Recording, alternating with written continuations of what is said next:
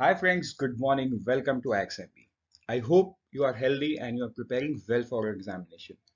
तो शुरू करते हैं आज का हमारा सबसे important current affair वो है 24th August 2022 का. In this video, you know, we try to cover only those news which are very relevant for our examination, right? Which you can't miss. So before I begin, let me remind you कि आप इस lecture के PDF को download करना बिल्कुल ही ना भूलो and शाम को हमारा वेबसाइट से पीपीडिया को डाउनलोड करो ताकि न्यूज आप रिवाइज कर पाओ. Right, revision is the key. सो शुरू करते हैं. हमारा सबसे पहला न्यूज है मेहर बाबा कंपटीशन 2. तो देखो, जब आप इस वर्ड को सुनते हो ना, you will not be able to guess it कि ये this is related to IAF. तो कई बार ऐसा भी होता है where our logical understanding doesn't work because of the news itself. Right, Meher Baba competition 2. ये कंपटीशन है क्या? देखो, इसको 6 अप्रैल 2022 ने डिफेंस मिनिस्टर ने लॉन्च किया था. कहां पे? एयर हेडक्वार्टर वायु भवन में. नाउ ये है क्या? The competition is aimed at developing technology for a swarm drone based system to detect foreign objects on the aircraft operating surface. इसके सिंपल लैंग्वेज में हम समझते हैं, जो एक एयरक्राफ्ट होता है, राइट, जिसमें मैं एयरक्राफ्ट तो नहीं बनाता हूं, लेकिन ये बीच में जो जहां पे सीट्स होते हैं ना, जहां बैठते हैं पायलट, सामने बैठते हैं, पीछे पैसेंजर्स लोग बैठते हैं, इसको फ्यूजलेज बोलते हैं. तो कई बार क्या होता है ना, ये फ्यूजलेज में कोई फॉरेन ऑब्जेक्ट छोटा सा चिपका हुआ होता है जो कि सही नहीं है. अब देखो, हमारे नॉर्मल बाइक में, कार में भी ये होते हैं, राइट. कई बार ऐसा होता है कि कुछ फॉरेन ऑब्जेक्ट चिपके हुए हैं, तो वो हमको इफेक्ट नहीं करता, राइट. हम जब भी हमको टाइम होता है हम पानी से धो देते हैं, बट मीनवाइल हम व्हीकल्स को यूज कर सकते हैं. बट एयरक्राफ्ट के केस में ऐसा नहीं हो सकता. मतलब अगर कोई फॉरेन ऑब्जेक्ट उसके बॉडी में चिपका हुआ है, वो भले ही कितना छोटा हो, तो वो प्रॉब्लम किसमें? उसके एरोडायनेमिक्स को करेगा. मतलब ये एयरक्राफ्ट जब एयरबोर्न होगा, तब इसके एरोडायनेमिक शेप को वो खराब करेगा एंड ड्रैग क्रिएट कर सकता है. मतलब एयरक्राफ्ट को ऐसे डिजाइन किया जाता है, जब ये हवा में एयरबोर्न है, आगे की तरफ चलता है, तो बहुत इजीली हवा पीछे की तरफ पास होता है, जिस वजह से इसको लिफ्ट मिलता है, बहुत अच्छे से लिफ्ट मिलता है. तो एक फॉरेन ऑब्जेक्ट का यहाँ होना मतलब जो हवा है यहाँ से ऐसे ऊपर की तरफ जाएगा. सो यहाँ का मतलब इस पर्टिकुलर एरिया का जो लिफ्ट है ना, वो एकदम कम हो जाएगा. सो इन दैट केस इसके कंट्रोल्स में प्रॉब्लम हो सकते हैं, इससे मल्टीपल फैटल एक्सीडेंट्स भी हो सकते हैं. ये पहला.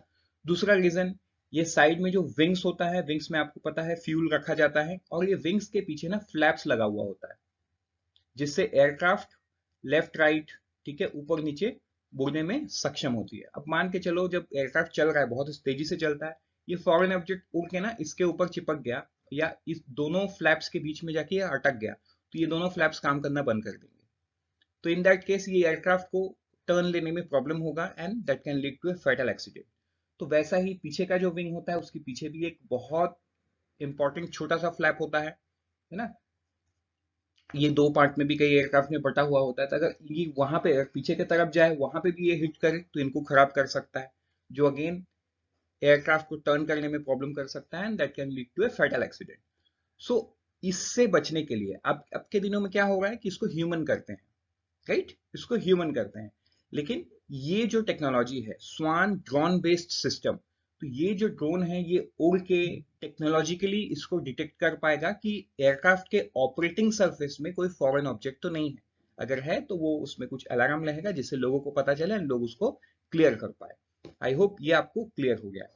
तो अब आप सोचोगे कि ऐसा क्यों? तो देखो, एक नॉर्मल सी बात है, जो यूजुअली हम पैसेंजर एयरक्राफ्ट जो इंडिया में एक सिटी से दूसरी सिटी में हम जाते हैं ना, वो एयरबस 320 या बोइंग 747 या 737 के एयरक्राफ्ट होते हैं, जो छोटे छोटे होते हैं, 200 सीटर्स के होते हैं.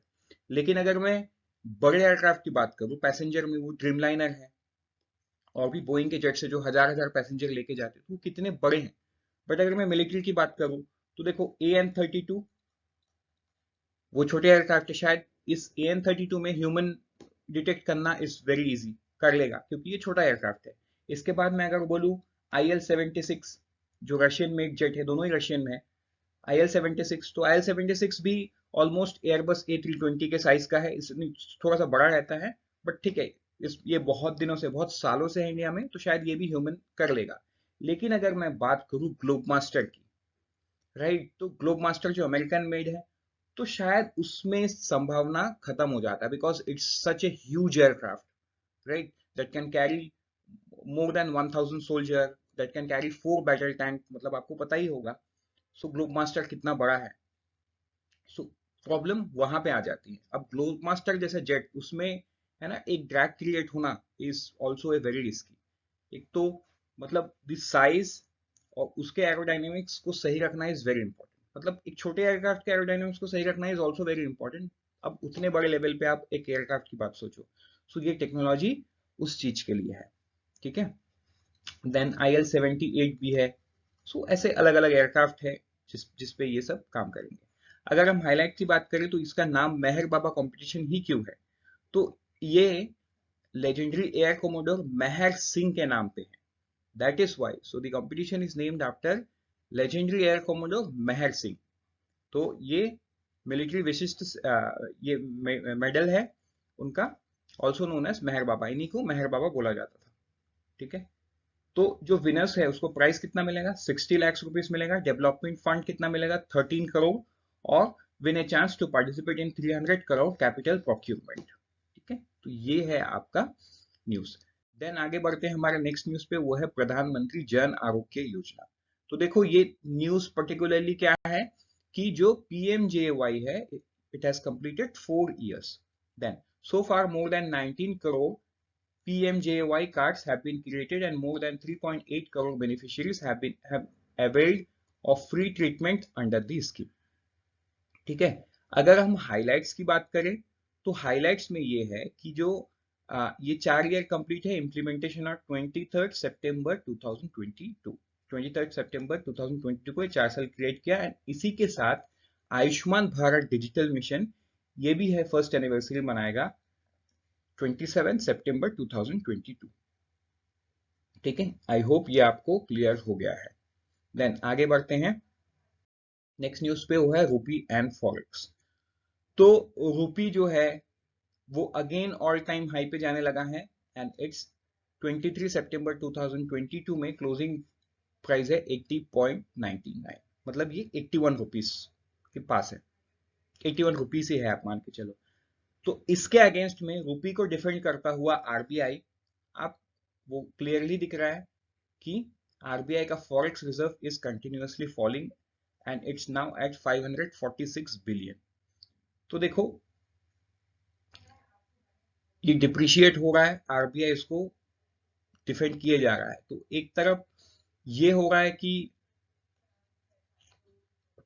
जो फॉरेक्स रिजर्व है वो कम होता जा रहा है, एंड दिस इज अलार्मिंग। मतलब इसको एक स्टेज तक RBI कर पाएगी, उसके बाद भी नहीं कर पाएगी, because foreign reserve is very important for balancing the economy, क्योंकि इसी से फॉरेन रिजर्व ही एक सुकून है जिससे हमको ये समझ में आता है कि फ्यूचर में जो इंपोर्ट्स होंगे वो प्रॉपर आते रहेंगे। फॉर एग्जांपल आज के दिन में अगर हम श्रीलंका की बात करें तो श्रीलंकन को पता ही नहीं है कब उनके कंट्री में ऑयल आएगा, या ऑयल आएगा तो उनको मिलेगा भी कि नहीं। ऑयल इन द सेंस मैं पेट्रोल डीजल की बात कर रहा हूँ। इसके बाद तो जो बेसिक फूड्स एंड ऑल है वो बात की बात है ही है, राइट। बट इंडिया का जो इंपोर्ट बिल है वो बहुत बड़ा है in terms of petroleum crude. तो पेट्रोलियम क्रूड में अगर थोड़ा सा भी डिस्टर्ब हुआ तो बाकी सब सप्लाई चेन में गड़बड़ हो जाता है।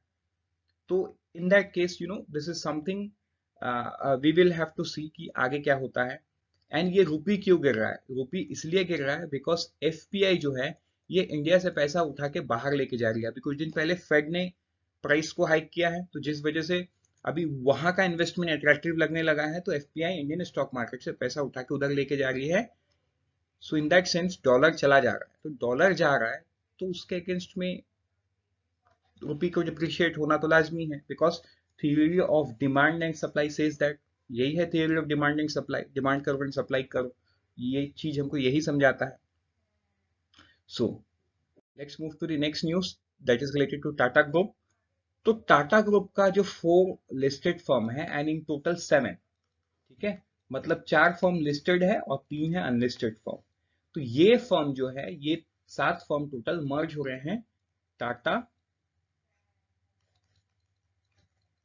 स्टील में, ठीक है, टाटा स्टील में ये मर्ज हो रहे हैं। कंपनी का नाम आपको याद नहीं रखना है, हाँ, लेकिन ये वैल्यू आप ये समझना है कि मर्ज किस पे हो रहा है, ये टाटा स्टील पे हो रहा है। ठीक है, अब ये क्यों हो रहा है, ड्राइविंग सिनर्जीज एंड ऑल, वो तो आपको भी समझ में आता है। Then optimization, basically net present value of the synergies will be 1000 to 1500 crore. ये जो जितने भी मर्जिंग कंपनी है इनके टोटल वैल्यूएशन कहीं कहीं 1000 से 1500 करोड़ के आसपास है। ठीक है, तो आई होप ये भी आपको क्लियर हो गया है। नाउ नेक्स्ट हम अपॉइंटमेंट की बात करते हैं। अपॉइंटमेंट ये है कि दिलीप अजबे, इनको एमडी एंड सीईओ अपॉइंट किया गया है national payment corporation of India. तो national payment corporation of India कौन है? ये वही कंपनी है जो यूपीआई को मैनेज करती है, जिन्होंने रुपए कार्ड को बनाया है, राइट? ये आपको हमेशा से ध्यान रखना है। फॉर 5 years, तो ये डिसीजन कहाँ लिया गया? एनुअल जनरल मीटिंग में लिया गया। तो what is the name? Dilip Ajbe is the name. Now M Srinivasan, ठीक है, तो ये डॉक्टर है, इनको एम्स दिल्ली के डायरेक्टर अपॉइंट किया गया है, क्योंकि डॉक्टर रणदीप गुलेरिया ये रिटायर कर गए हैं। ठीक है, तो who is the director of AIIMS Delhi? It's M Srinivas, right? With this we are, हम कुछ वन लाइनर देख लेते हैं। सो वन लाइनर ये है, national conference of environment ministers of all states. तो ये है प्राइम मिनिस्टर जो है इन्होंने इनॉग्रेट किया the national conference of environment ministers of all states in Ekta Nagar, Gujarat. तो ये नाम आपको याद रखना है, क्योंकि देखो ये रिलेटेड टू एनवायरमेंट मिनिस्टर्स है, राइट? एंड ये नेशनल कॉन्फ्रेंस है, मतलब हर स्टेट्स के लोग यहाँ पे आए थे। सो ये कहाँ पे हुआ? एकता नगर, गुजरात में। नेक्स्ट है सरफेस कोल गैसिफिकेशन प्रोजेक्ट। तो ये क्या है? तो ये है कि जो कोल इंडिया है ये एमओयू साइन करने वाला है, मतलब ड्राफ्ट वगैरह सब बन गया है, एमओयू साइन करने वाला है with 3 major PSUs for coal to chemical product. तो है क्या? So to set up for surface coal gas gasification project, Coal India Limited will be joining hands with 3 major PSUs. कौन कौन है वो? Bharat heavy electrical limited, Indian oil corporation limited and GAIL gas authority of India limited for setting up of 4 SHG projects. Aims 100 million ton gasification by 2030. Right? तो I hope ये भी आपको clear हो गया। With this unfold your potential with IXMB, all the best. Prepare 50% faster with IXMB. Let's meet tomorrow morning.